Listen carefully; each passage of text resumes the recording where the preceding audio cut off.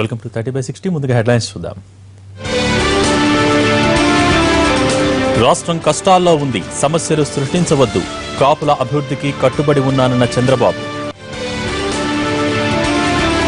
విజయవాడలో రాష్ట్ర స్థాయి బ్యాంకర్ల సమావేశం, ఖరీఫ్కు ఈ ఏడాది ఇచ్చే రుణంపైనే ప్రధాన చర్చ. జూలై 11 నుంచి రైల్వే కార్మికుల సమ్మె నోటీస్, దీర్ఘకాలిక సమస్యల పరిష్కారానికి డిమాండ్. కర్ణాటకలో అనుపమ రాజీనామా ఇష్యూపై దుమారం, బీఎస్పీ తీరుపై మండిపడుతున్న ప్రభుత్వం.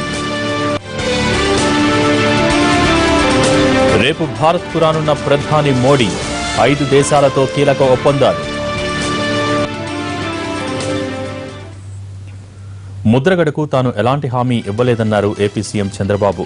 కాపు రిజర్వేషన్ కోసం కమిషన్తో పాటు కార్పొరేషన్ వేశామన్నారు. అయినా ఆయన తీరు మార్చుకోకపోవడం లేదంటూ చంద్రబాబు సీరియస్ అయ్యారు. రాష్ట్రంలో శాంతి భద్రతల్ని కాపాడుతామన్నారు చంద్రబాబు. రాష్ట్రం అసలే కష్టాల్లో ఉందని, ఈ సమయంలో ఇబ్బందులు సృష్టించవద్దని విజ్ఞప్తి చేశారు సీఎం. వ్యక్తిగతంగా ఉండే సమస్యలు కానీ మీ స్వేచ్ఛ కానీ రాష్ట్రం ఇష్ట ప్రకారం చేయడానికి వీలు లేదు. నేను అడుగుతున్నా, మీరు కూడా గుర్తుపెట్టుకోవాల్సిన అవసరం ఉంది. ట్రైన్ ఇంత ఎవరు కాల్చారండి? నేను ఆ రోజు చెప్పాను, ఎప్పుడైనా ఈస్ట్ గోదావరి వెస్ట్ గోదావరి జిల్లాలో ఇలాంటి సంస్కృతి ఉందా? ఎప్పుడూ లేదు. ఎక్కడి నుంచి కాల్చారు? కొంతమంది బయట వ్యక్తులు వెళ్ళి వాళ్ళ ఇది చేస్తే ముద్రగడ్డ అక్కడ ఆందోళన చేస్తామంటే వీళ్ళు కావాలని ట్రైన్ కాల్చేశారు. దానివల్ల ఎంత భయభ్రాంతులు అయ్యారు రాష్ట్రం మొత్తం, ఎంత బాధాకరమైన సంఘటన జరిగింది. పోలీస్ స్టేషన్లు కాల్చేశారు, పోలీసులు వ్యాన్లు పని కాల్చారు. ప్రజల ప్రాణాలు కాపాడవలసిన పోలీసు వ్యవస్థ పైన తిరుగుబాటు వస్తే ఇంకెవడు పని చేస్తాడు? ఎవరు ప్రాణాలు ఎవరుగా పడతాడు? ఎవరి మానాలు ఎవరు కాపాడతారు? ఎవరు ఆస్తులు ఎవరు కాపాడాలి? ఇప్పుడు మీరున్నారు, మీరు కొట్టుకుంటారు, ఎవరిని అడుగుతారు? మీరు పోలీసులు అడగరా? మీరు అరాచకాలు సృష్టిస్తే, అరాచకాలు దీంట్లో ఎవరు పాటుపాటు చేస్తే ఎవరు కాపాడాలి? వ్యవస్థలను గౌరవించే సాంప్రదాయాలు రావాలి మనకు. ఐఎమ్ అపీలింగ్ ఎవ్రీబడి, నేరాలు ఎక్కడా జరగడానికి వీలు లేదు, నేరాలు చేయడం కరెక్ట్ కాదు. అదే మాదిరిగా ఈ ప్రభుత్వం చాలా క్లియర్గా ఉన్నాం. నేను ముద్రగడ్డ గారికి విజ్ఞప్తి చేసి అందరికీ విజ్ఞప్తి చేస్తున్నాను, రాష్ట్రంలో ఇది మంచిది కాదు. అందరం కలిసి రాష్ట్రాన్ని అభివృద్ధి చేయాలి. కష్టాల్లో ఉండే రాష్ట్రానికి సమస్యలు సృష్టించడం ఎవరికి మంచిది కాదు. ఆయనకి ఎప్పుడు హామీ ఇచ్చాను నేను, ఏం చెప్పాం? కమిషన్ వేస్తాను, కమిషన్ వేసాం, కార్పొరేషన్ వేస్తాను, వేసాం, డబ్బులు పెట్టాం, ఇస్తున్నాం, అన్నీ చేస్తున్నాం. అదే ఆయన గురించి ఎలక్షన్ మేనిఫెస్టో ఆ రోజు ఎలక్షన్ మేనిఫెస్టో అడిగాడా? లేదంటే ఈయన ఎలక్షన్లో పోటీ చేయబడి అడిగాడా? లేదంటే రాజశేఖర్ 2004లో ఇదే కాపులకు రిజర్వేషన్ పెట్టాలని పెట్టారు, చేశాడా? చేయకపోతే రాజశేఖర్ దేవుడు అయ్యాడు, నేను చేసిన వాడిని విరోధి అవుతున్నానా? నేను అందరికీ విజ్ఞప్తి చేస్తాను, మంచి పని పెట్టింది. వీణావాణిల శస్త్రచికిత్సపై ఢిల్లీ ఆసుపత్రి వర్గాలు చేతులెత్తేశాయి. తమను తెలంగాణ ప్రభుత్వం ఆదుకోవాలని వేడుకుంటున్నారు. తమకు కన్నబిడ్డల ఆలనా పాలన పోషించేంత స్తోమత లేదంటున్న అవిభక్త కవలల తల్లిదండ్రులతో మా ప్రతినిధి సారంగపాణి ఫేస్ టు ఫేస్. అవిభక్త కవలలు వీణావాణిల పరిస్థితి మళ్లీ సందిగ్ధంలో పడింది. అటు ఆపరేషన్ చేస్తే బతికే అవకాశాలు చాలా తక్కువగా ఉన్నాయని వైద్యులు చెప్తున్న నేపథ్యంలో ఇటువైపు నీలోఫర్ ఆసుపత్రి వర్గాలు సైతం పోషించే అవకాశం లేదని తల్లిదండ్రులకు చెప్పడం జరిగింది. అయితే ఎన్ని సంవత్సరాల వరకు అక్కడ ఉంచుకుంటారని చెప్పారు. ఏమంటున్నారు అసలు ఆ నీలోఫర్ వైద్యులు ఏమంటున్నారు, తల్లిదండ్రులు ఏమంటున్నారో వాళ్ళని అడిగి తెలుసుకుందాం. మన మధ్య వీణావాణిల తల్లిదండ్రులు బీర్శెట్టి గూడానికి చెందిన మురళి నాగలక్ష్మిలు ఉన్నారు, వారిని అడిగి తెలుసుకుందాం. చెప్పండి, అసలు వైద్యులు ఏమంటున్నారు పిల్లల గురించి? వైద్యులు ఇప్పుడు ఇన్ని రోజులు మేము ఎదురు చూసింది ఒకటే, మాకు 12 సంవత్సరాల నుంచి ఎదురు చూసింది మా పిల్లలకు ఆపరేషన్ చేస్తారు, సక్సెస్ఫుల్ అయిద్దని ఎంతో కొండంత ఆశలు పెట్టుకున్నాము. అవన్నీ మాకు నిరాశగా మిగిలిపోయాయి. మాకు నిన్న నీలోఫర్ హాస్పిటల్ సూపరింటెండెంట్ గారు పిలిపించి ఇలా ఢిల్లీ ఎయిమ్స్ నుండి రిపోర్ట్స్ పంపించారు. అట్లా రిపోర్ట్స్లో పిల్లలకు ఆపరేషన్ చేస్తే బ్రతికే అవకాశాలు చాలా తక్కువగా ఉన్నాయి, చనిపోయే అవకాశాలు ఎక్కువగా ఉన్నాయి. ఒకవేళ ఆపరేషన్ చేసినా కూడా సక్సెస్ అయినా కూడా అది ఒక పోలియో లాగా రావటమా లేదంటే వాళ్ళు కోమాలకు వెళ్ళిపోవటం ఖచ్చితంగా జరుగుతుంది. కాబట్టి ఆ అవకాశాలు చాలా తక్కువగా ఉన్నాయి. అట్లా కూడా మీరు చేయమంటే మేము చేయడానికైనా రెడీగా ఇప్పుడు ఉంటాం. ఆసుపత్రి వర్గాలు అక్కడ ఉంచుకోవడానికి సిద్ధంగా ఉన్నాయి, ఆపరేషన్ అంటే చేయలేమని అని చెప్పేస్తున్నారు. మరి అక్కడ ఉంచుకుంటారా? అంటే ఆపరేషన్ చేయలేము, ప్లస్ మళ్ళీ ఇక్కడ 12 సంవత్సరాలు అయిపోయింది కాబట్టి ఇక్కడ మాకు చిన్నపిల్లల్లో ఉండే హాస్పిటల్ ఇది. ఈ 12 సంవత్సరాలు పూర్తి అయినాయి కాబట్టి ఇక్కడ నుండి వేరే హోమ్లో వేయటమా, లేదంటే మీరు చేతనైతే మీరు చదువుకోగలుగుతానంటే మీరు ఇంటికి తీసుకెళ్ళి చదువుకుంటారా, దాని గురించి మాకు చెప్పాలి, లెటర్ రాసియండి అని మమ్మల్ని అడిగారు సార్. అట్లా పెంచి పోషించే స్తోమత కానీ అట్లాంటి పరిస్థితులు కానీ ఇక్కడ మీకున్నాయా? వాళ్ళని పెంచి పోషించే స్తోమత కాదు సార్. ఇప్పుడు మాకు ఇంకా 2 ఆడపిల్లలు ఉన్నారు ఇంటి దగ్గర, వీళ్ళిద్దరు 4 ఆడపిల్లలు.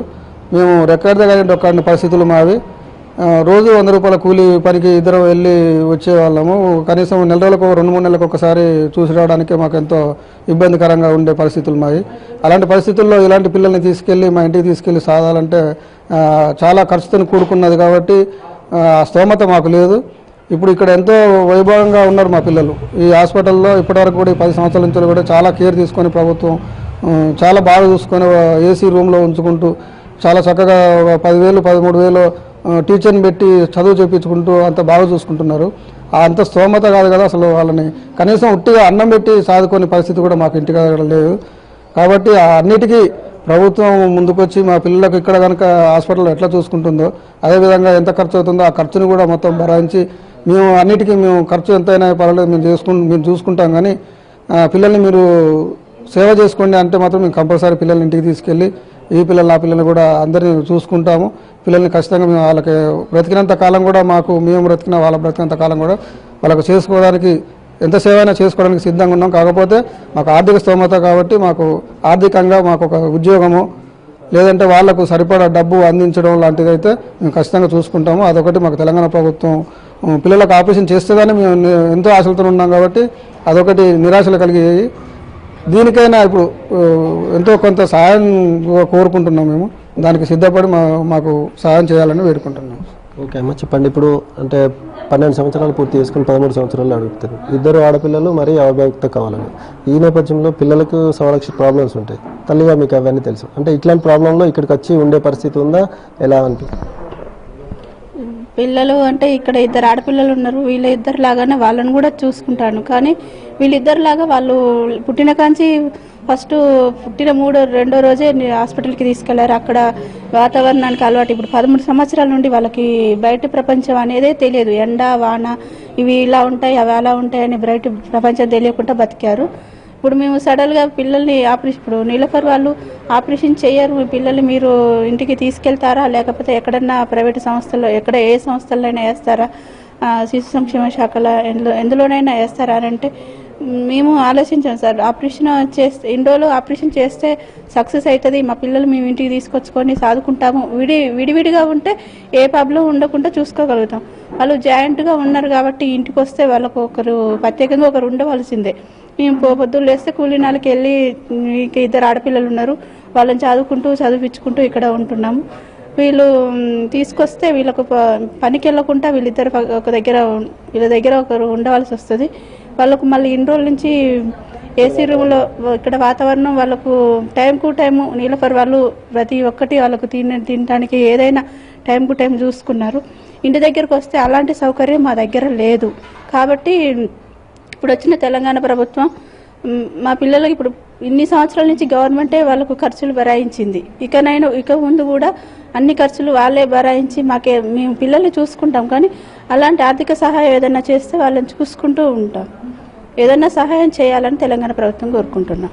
మొత్తానికి తమ పిల్లలు తమకు భారమేం కాదు, కాకపోతే ఆర్థికంగా తాము బక్కచిక్కిపోయి ఉన్నాము, ఆర్థికంగా వెనకబడి ఉన్నాము. కూలీనాలు చేసుకుంటేనే బతికే ఈ పరిస్థితుల్లో ఇప్పటికే 2 ఆడపిల్లలు, మరో 2 ఆడపిల్లల్ని తీసుకొచ్చి ఇక్కడి పరిస్థితులకు అనుగుణంగా పెంచే స్తోమత మాత్రం మాకు లేదని, దీనికి ప్రభుత్వం ముందుకొచ్చి వారి బాధ్యత తీసుకోవాలని ఆ వీణావాణిల తల్లిదండ్రులు చెప్తున్నారు. కెమెరామెన్ రాముతో సారంగపాణి, NTV వరంగల్.